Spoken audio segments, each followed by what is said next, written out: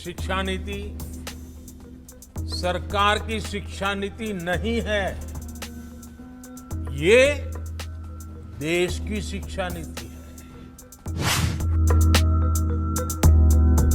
शिक्षा नीति देश की आकांक्षाओं को पूरा करने का महत्वपूर्ण माध्यम होती है।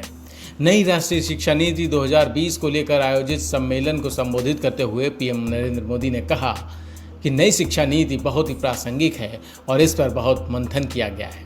लाखों लोगों ने सुझाव दिए, जिसके बाद इसे तैयार किया गया। ये शिक्षा नीति सरकार की शिक्षा नीति नहीं है, ये देश की शिक्षा नीति है।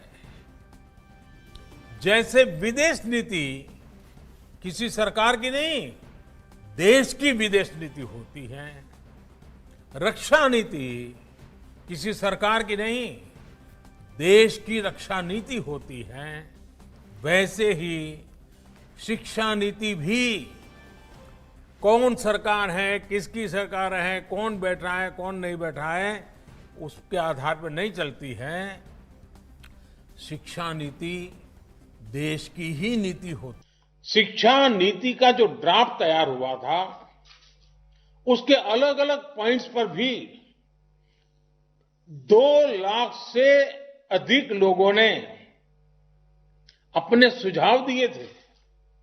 यानी अभिभावक, छात्र छात्राएं, शिक्षाविद, शिक्षक, शिक्षा प्रबंधक, प्रोफेशनल्स, सभी ने इसके निर्माण में अपना योगदान दिया है।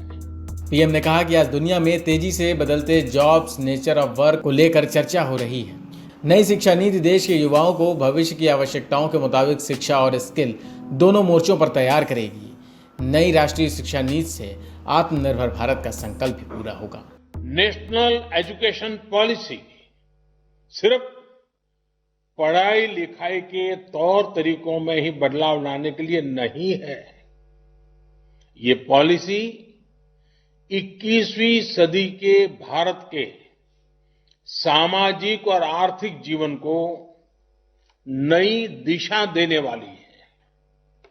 ये पॉलिसी आत्मनिर्भर भारत के संकल्प और सामर्थ्य को आकार देने वाली है। जाहिर है, इस बड़े संकल्प के लिए हमारी तैयारियां, हमारी जागरूकता भी उतनी ही बड़ी होनी चाहिए।